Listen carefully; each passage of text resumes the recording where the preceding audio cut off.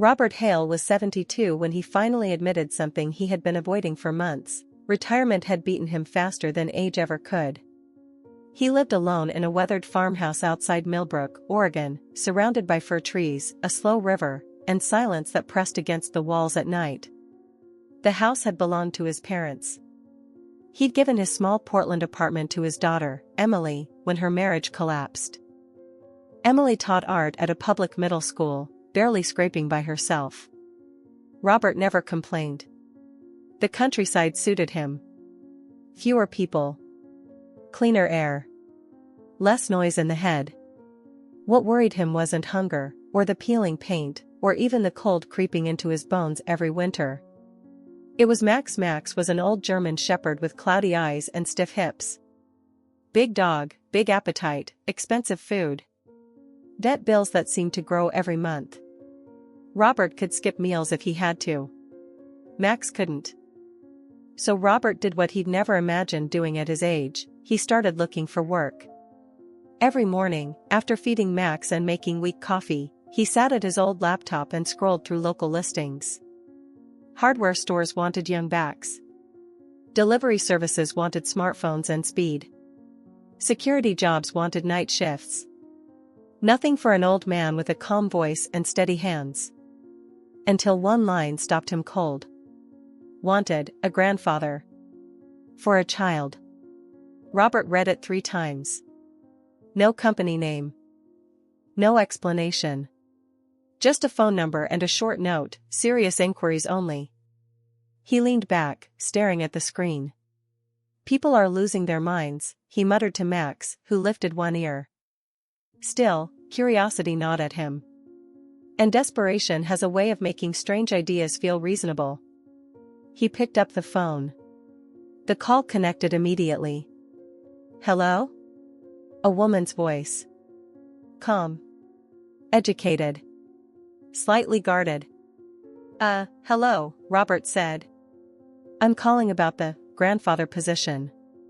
A brief pause. Then a soft exhale, as if she'd been expecting skepticism. Yes. Thank you for calling. My name is Claire Morgan. And yes, I'm looking to hire someone to be a grandfather. They agreed to meet that evening. 6 o'clock. At Robert's house. After hanging up, Robert realized his hands were shaking. He cleaned the kitchen. Swept the porch. Showered longer than usual. Trimmed his beard. Put on a clean gray tracksuit Emily had bought him last Christmas. Max watched all of it with quiet interest. At exactly 6, a black SUV rolled up the gravel drive. A tall driver stepped out, opened the back door. Then she appeared, Claire. She was in her early 40s, slender, dressed simply but expensively. Her posture was composed, eyes alert, measuring. Inside, Robert poured tea. Raspberry jam. The kind his wife used to make. Claire looked around slowly. You don't drink, she said finally. Not a question. No, ma'am. You keep things tidy. Even the yard. Habit. She nodded, satisfied. They Saturday, I'll be direct, Claire said. My son is 9. His name is Ethan. He has special circumstances. Robert folded his hands. I'm listening. He's been in a wheelchair for 3 years, she continued. Doctors say it's psychological. Trauma. They believe, some of them, that a strong emotional trigger could help him walk again. Or break him completely. Robert felt his chest tighten. And you think I'm, what? The trigger? I think, she said carefully, he needs something he's never had. A steady older man. Not a therapist. Not a paid instructor. A grandfather. Silence filled the room. Robert thought of Max. Of vet bills. Of long empty evenings. Then he asked the only question that mattered. And the pay? $200 a day. Robert blinked. Claire smiled faintly. You'd pick him up after school. My driver handles transport. You bring him home by 8. Robert nodded slowly. Outside, Max barked once, as if to say about time. That night, after Claire left, Robert sat on the edge of his bed, staring at the wall. For the first time in years, fear and hope sat side by side. He didn't know it yet, but this decision would change everything. The next morning, Robert woke before sunrise. Max was already awake, tail thumping softly against the wooden floor. Robert fed him, poured coffee, and tried to ignore the tight knot in his chest. At 10 sharp, the same black SUV pulled into the driveway. The driver nodded politely. "Mr. Hale? We're ready." The ride took nearly an hour, deeper into the hills, away from small towns and gas stations. When the trees thinned, Robert saw it, a modern house of glass and stone overlooking a lake. Not flashy. Controlled. Expensive in a quiet, deliberate way. A woman in a gray uniform opened the door. "Welcome, sir. I'm Nina, the housekeeper." Before Robert could respond, wheels rolled softly across the polished floor. "Hi." The voice was clear. Curious. Not weak. A boy sat in a wheelchair, slim, dark-haired, wearing a hoodie that looked one size too big. His eyes, sharp, observant, locked onto Robert's face. "So, you're the grandfather?" the boy asked. Robert smiled, crouching slightly so they were eye level. "If you don't mind borrowing one," he said. "Name's Robert." The boy extended his hand without hesitation. "I'm Ethan." Their handshake was firm. Deliberate. Robert felt something shift in his chest. They talked. Not the polite, careful talk adults use with fragile children, but real conversation. Ethan asked about the scars on Robert's hands. About the army. About Max. About whether border patrol dogs were smarter than police dogs. Robert answered honestly, sometimes with humor, sometimes with silence. Time slipped. When Claire returned that evening, she stopped in the doorway. Ethan was laughing. Really laughing. Head thrown back, one hand gripping the armrest, the other gesturing wildly as Robert described a runaway sheep incident from his factory days. Claire watched, unseen. That night, in the car, Ethan spoke quietly. "Mom?" "Yes, sweetheart? Can Robert come back tomorrow?" Claire closed her eyes for a second.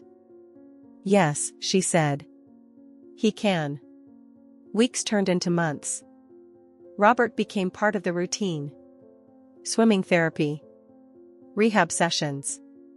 Quiet walks along the lake path where Robert pushed the chair slowly, never rushing, letting Ethan talk, or not talk, when he needed. They argued about baseball teams. Shared grilled cheese sandwiches. Built model airplanes at the kitchen table. And when Robert wasn't there, Ethan called him. Sometimes just to say goodnight. One Friday, Robert did something unexpected. "Want to meet Max?" he asked. Ethan's eyes lit up. "Your dog?" "My best friend." Claire hesitated. Then nodded. The farmhouse smelled like wood and old memories. Nina followed them in, already rolling up her sleeves. "This place hasn't seen a woman in a while," she said cheerfully, grabbing a mop. Robert protested. She ignored him. Outside, Max limped toward Ethan, tail wagging with effort. Ethan reached down. Max pressed his head into the boy's palm. They stayed that night. And then another weekend. And then almost every one. Something invisible was growing between them, steady, unspoken, unbreakable. Until one quiet Sunday afternoon, Robert sat down on the bed and felt the room tilt. "Ethan," he murmured. "I need to lie down a bit." "Feed Max, will you?" Ethan nodded. Minutes later, he returned. Robert lay still. One arm hanging limp. Eyes closed. "Grandpa?" Ethan whispered. No answer. Fear exploded inside the boy. "Grandpa, wake up. Don't die." Something inside Ethan snapped. He surged forward. And for the first time in 3 years, he stood. Robert came back to himself with a sharp inhale. The first thing he felt was pain in his shoulder from the awkward position. The second was weight, small hands clutching his sleeve. "Ethan," he croaked, blinking. The boy was crying and laughing at the same time, standing there, legs trembling, knees locked as if afraid to move. You scared me," Ethan said through tears. "I thought you were dead." Robert pushed himself upright too fast, dizziness washing over him. "Hey. Easy," he said, steadying the boy instinctively. "I just took my blood pressure medicine. Makes me sleepy sometimes." Then it hit him. Ethan wasn't sitting. Robert froze. "Son, are you standing?" Ethan looked down, as if noticing his own legs for the first time. "I think so," he whispered. "I didn't mean to. I just ran." Robert's throat tightened. "All right," he said calmly, though his heart was hammering. "Let's not rush. I've got you." He slid an arm around Ethan's back, the other under his elbow. The boy took a cautious step. Then another. Each movement was shaky, imperfect, but real. After a few steps, Ethan laughed breathlessly. "I'm tired," he said. "Can I sit?" "But not in the wheelchair." Robert smiled, eyes burning. "Of course." They sat on the edge of the bed, catching their breath. That evening, Claire arrived early. She saw the empty wheelchair first, abandoned near the porch. Her pulse spiked. Then she saw them. Ethan walking, slowly, carefully, along the garden path. Robert beside him, one hand hovering close, not holding, just ready. Max trotted ahead, barking like a puppy again. Claire covered her mouth. Tears streamed down her face. The doctors were cautious. "Temporary response," they said. "Psychogenic remission. Don't push him." But Ethan kept walking. Short distances. Then longer ones. The wheelchair gathered dust. Robert reduced his hours, but never left entirely. Ethan refused to let him. "You're not quitting," the boy said firmly. "Your family." Robert didn't argue. Months passed. Ethan ran for the first time on a chilly fall morning, laughing so hard he tripped into leaves. Robert clapped, breathless, heart full. Then winter came. Robert's health declined quietly. No drama. Just slower steps. Longer rests. One evening, sitting by the fire, Ethan looked at him seriously. "You're old," Ethan said. Robert chuckled. "That's true. And you and Max won't be able to run with me forever." "Also true." Ethan leaned closer. "Then I'll run slowly," he said. "So you can keep up." Robert swallowed hard. Outside, snow began to fall. Winter settled over Millbrook gently, like a thick blanket pulled up to the chin. Ethan came less often now, not because he wanted to, but because school, doctors, and life were crowding in. He walked on his own, confidently, sometimes forgetting the wheelchair had ever existed. Yet every Friday evening, without fail, he called. "Are you okay, Grandpa?" "I'm still breathing," Robert would answer. That's a good sign. But the truth was harder to hide. Robert's hands trembled more. His walks with Max grew shorter. Some mornings, his chest felt tight, as if something invisible were sitting on it. He never told Ethan. He never told Claire. On one cold afternoon, Robert forgot to take his pills. By evening, the world felt heavy. He lowered himself into the old armchair, fire crackling softly, Max curled at his feet. Outside, the sky darkened early. Snow tapped gently at the window. "Just a minute," Robert murmured. "Just rest a minute." The phone rang. Robert didn't hear it. Claire had a strange feeling that night. The kind that refuses to be ignored. She called again. No answer. She grabbed her keys. By the time her SUV pulled into the gravel driveway, snow was falling thick and fast. The house was dark, except for the faint glow from the living room. Claire ran to the door. Inside, Robert sat slumped in the chair, eyes closed, breathing shallow. Max whined softly, pawing at his leg. "Robert," she cried, dropping to her knees. His eyes fluttered open. "Claire," he whispered. "You came fast." The ambulance arrived in minutes. At the hospital, doctors spoke in low voices. Words like heart failure, age, complications floated through the sterile air.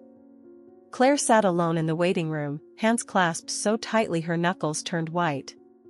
Her phone buzzed. "Ethan." She hesitated, then answered. "Mom? Why are you crying?" Claire closed her eyes. "Sweetheart. Grandpa Robert is very sick." There was silence on the other end. Then, very quietly, "I'm coming." Ethan arrived in sneakers and a jacket he hadn't zipped properly. He walked straight into the hospital room without waiting. Robert lay pale against white sheets, tubes everywhere. He looked small. Fragile. Ethan stepped closer, took his hand. "I told you," Ethan said, voice shaking. "You're not allowed to leave." Robert smiled weakly. "Bossy kid," he whispered. Ethan swallowed. "You taught me to walk," he said. "Now it's my turn. You have to stay. I won't run ahead. I promise."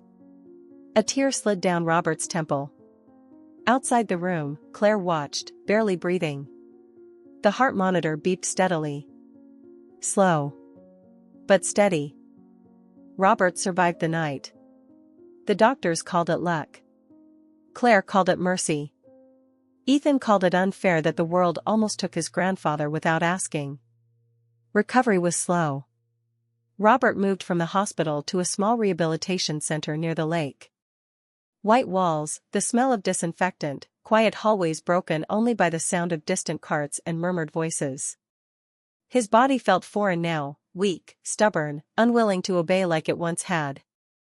But every afternoon at 4, Ethan arrived. No wheelchair. No hesitation. He walked in carrying a backpack, talking nonstop about school, about a science project, about how he ran a whole lap during PE without falling. He sat beside Robert's bed, sometimes reading aloud, sometimes just holding his hand in silence. "You know," Ethan said one day, swinging his legs, "the doctor says my legs are fine now." "That's good," Robert replied. "But he also said it wasn't the medicine that fixed me." Robert raised an eyebrow. "It was fear," Ethan continued. "And love." He said sometimes the brain needs a reason. Robert smiled faintly. "Guess we both gave each other one." Spring came early that year. The river swelled. Birds returned. Max, slower now, grayer, still waited every morning by the door, as if expecting Robert to step out with a leash. Claire made a decision. Robert would not return to the farmhouse alone. She renovated a small guest house behind her home, warm, accessible, quiet. Close enough that Ethan could run over whenever he wanted. Close enough that Robert would never again wake up to silence pressing against his chest. The first day Robert moved in, Ethan helped him unpack. "This stays here," Ethan said, placing an old photo on the nightstand. A young Robert in uniform. A dog at his feet. "You're keeping me, huh?" Robert asked.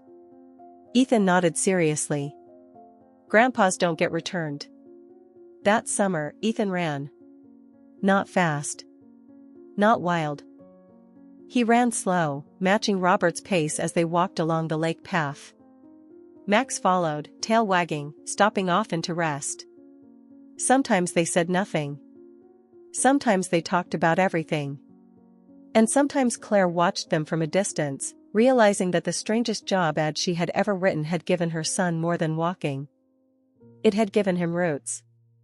And Robert, who thought he was being hired to save a child, understood at last. He had been the one saved.